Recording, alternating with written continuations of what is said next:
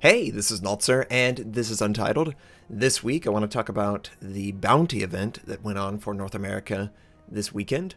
I also want to discuss the Graf Spee, and maybe more broadly, and we'll just go into the next topic, which is premium ships. What do you want from a premium ship? So, the bounty event. What the hell is the bounty event, Notser? Well, on Sunday, there was time left during a sort of a 3-day weekend event for community contributors, wargaming employees for North America to participate and to be killed. And we were supposed to queue up in certain tiers at certain times, have fun with it, that sort of thing. The goal is simple: kill the target, and you announce your presence. I chose to tell people that it was me, and some people would go on the stream or whatever. People had fun with it. I was more successful than they were. Although, not a lot of people completely changed the way they played the game. I don't think the reward itself was that significant. 5 dragon flags and 5 of the 300% free XP earning. It's good, don't get me wrong, but it's not worth throwing the game for people to go after it, right? People would just... They would line up if it was a premium ship. Obviously, I'm not going to do that. But I think they need to up the reward a little bit if they do it again. Just to see how much we can influence. And I know people, I just want to play my game. But it was fun. It was fun to have that competitive banter. People go, oh, I'm coming to get you. And yeah, it's always enjoyable when people actually respect you and they're not just there to just be completely ugly to you. And I can't believe how many people were like, does a TK count? No, a TK doesn't count. Why would you ever think a TK counts? And I'm sure they were just teasing, or maybe they just didn't care. Some people did team damage to me. I read some of my fellow contributors did indeed die to team damage, and that was unfortunate. Like, legit drove up alongside and torpedoed them. There is an Ebenezer in every single community. But it worked out. It was easy, theoretically, to put on. It sounds like they're interested in doing more. They really enjoyed it. I can't say that the experience was completely different because I find myself a lot of times going against 2 and 3 targets and feeling alone, isolated, focused. I didn't really feel any different gameplay. Now, maybe that's a good thing. Maybe that just means that that's the way it's supposed to be. It's supposed to not influence the game too much. Or maybe I go to the point where I'm already the focus of the enemy's attention more often than maybe the normal community contributor. So I didn't really notice a difference. Maybe iChase, maybe a couple others, maybe Mouse. I know Mouse can definitely carry some games.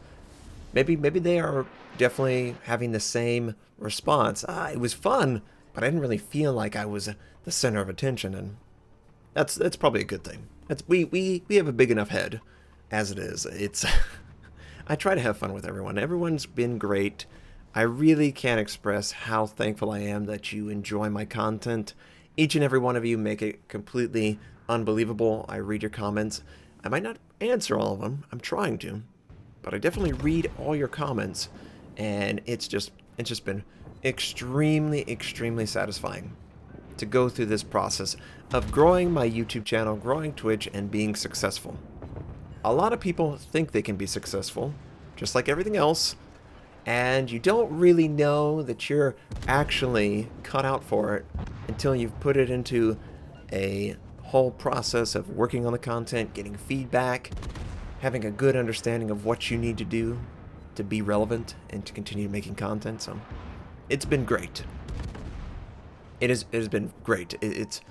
Honestly, I can say this is the best time of my life in more than one respect.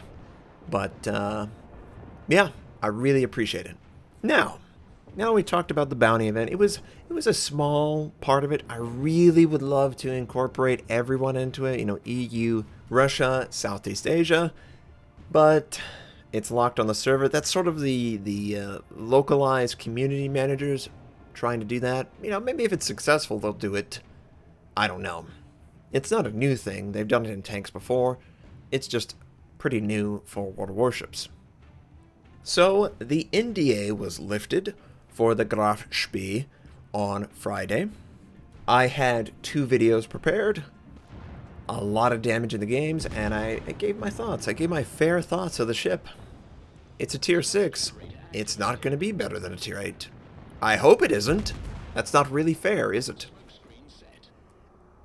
But I was just very surprised by the response of other community contributors. They were just so negative about a lot of aspects of it, or they didn't really like it at all. They felt like it was a very weak tier 6, and I was just, I don't see that my gameplay wouldn't. If you muted my audio on the gameplay, you would say to yourself, well, this seems to be working pretty well. Not 100% all the time, but seems to be working pretty well. That's what it felt like. It seemed to be working pretty well. It wasn't extremely powerful as a cruiser. It wasn't extremely powerful as a battleship, but combining both aspects was really intriguing. And I found that very interesting. It's a very unique experience. That is one big plus for any content that they create. Can they give me a unique experience? Yes, then it's probably going to be in my inventory. Probably going to pull it into the port, because you just can't experience this in a regular ship line. I don't think they're ever going to do a regular ship line quite like the Graf Spee. What did you think about other people's gameplay? I didn't pay attention. I didn't watch it. I didn't talk to them beforehand. If you muted the audio, would you feel like their view of the ship synced up with it? You know, sometimes I get people who talk really bad of a ship, and they've gotten 100,000, 150,000. That is not a bad ship. Now, maybe you get lucky, maybe you ram or do something weird, but if you can consistently get 100,000 and you deem yourself a good player, then guess what? The ship is not the weak point. I don't know what people expect. So I was just curious how people viewed that. And to the broader topic, what are you seeking in a premium ship? Are you seeking a ship that is completely broken and replaces every single ship you've ever used? Do you want a unique experience? The Graf Spee is a very unique experience. Until the German destroyer line, the Loyang was a very unique experience with hydroacoustic. I really like that. The Tirpitz with torpedoes, that was very unique at the time. It's not very unique now, but at the time it's the only battleship with torpedoes. I definitely prefer an experience like that versus something along the lines of maybe the Perth, where it is right on top of the, what is it, the Leander? What's another ship that's basically the Marblehead? Marblehead is basically an Omaha, a Murmansk. Those ships have really lost their power after the advanced firing training, basic firing training. Now, of course, they're tier 5, so they're fairly cheap, but they're not unique experiences to play. You can go to any number of them and decide, I want to play that, or I don't want to play that. So it loses some of its enthusiasm. The Missouri is somewhat like that. It does have radar, but it's basically in Iowa. The Prince Eugen is, for all intents and purposes, just a hipper. I guess you can never get it right. Sometimes people complain because the ship is too weak. Sometimes people complain because it's too unique. Sometimes people complain because it's too similar. You get the idea. There's always going to be people who find fault. And I'm just not one of those people. The only thing I'll complain about is the Kresny Cream until the game is over. Until I'm no longer making content.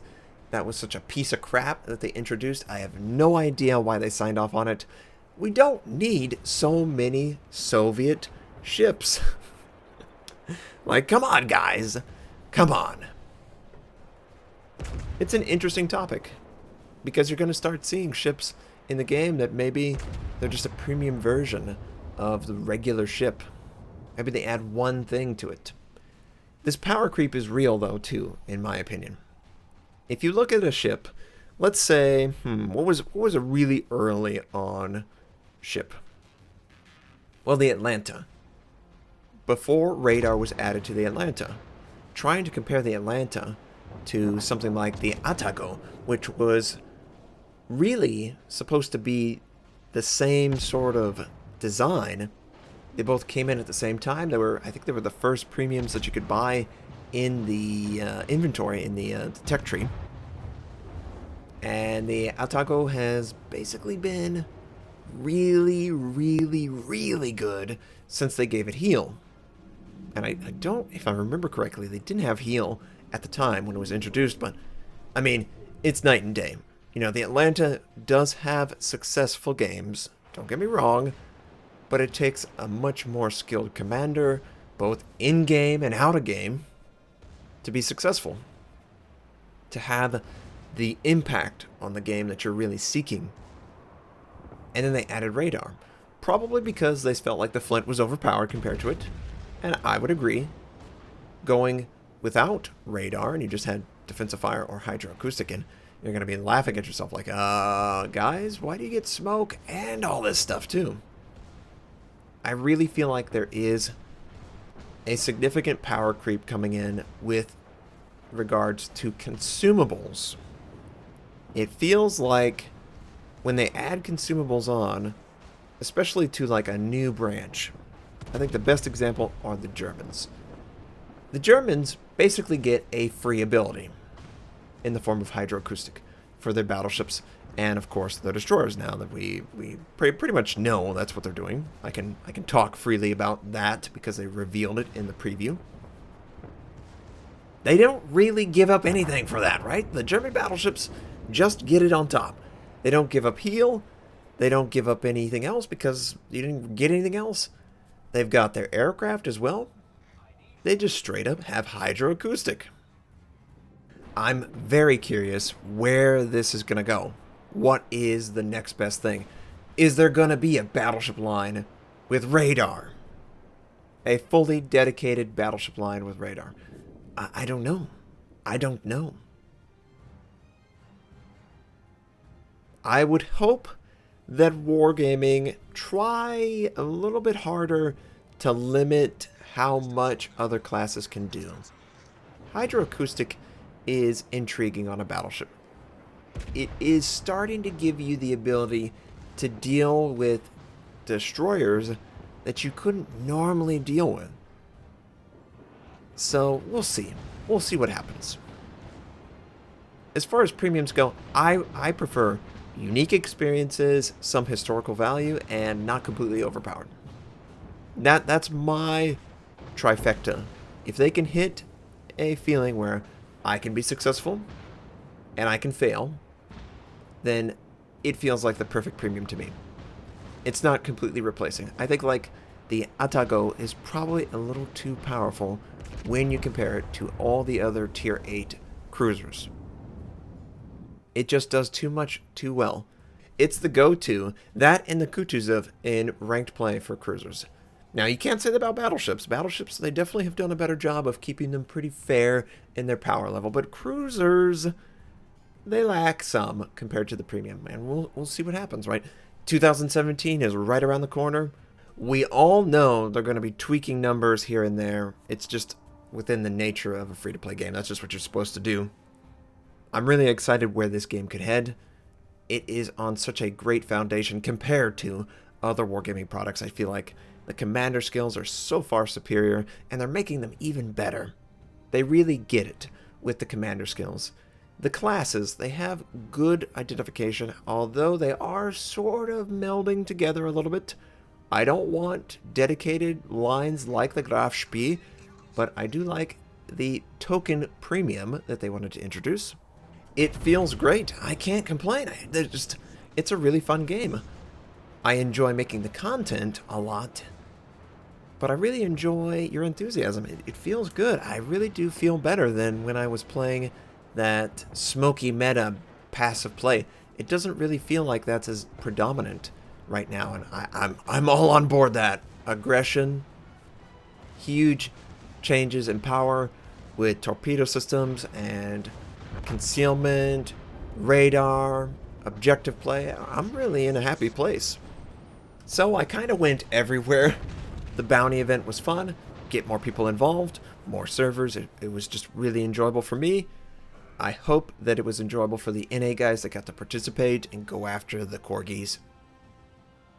I also discussed the Graf Spee and how it was unbelievable that the response that people were having with it were so different than mine. And I don't think I'm being deceptive. Both of my games were great. Over 100,000 and I wasn't even top tier. I think that was a great game. And then finally, just premiums, what you want to see in the game. There have been premiums that have been really powerful, really weak. Premiums that are just like the mainline version. Premiums that are completely different from everything else. I prefer something a little bit different. And for the power to exist in a place where you can take advantage of it, if that's what you seek. I hope I didn't think I was being deceptive. I thought my gameplay for the Graf Spee was fair. And you can decide based on what you see. I hope you enjoyed this. I hope you have a fantastic day, and I'll catch you next time.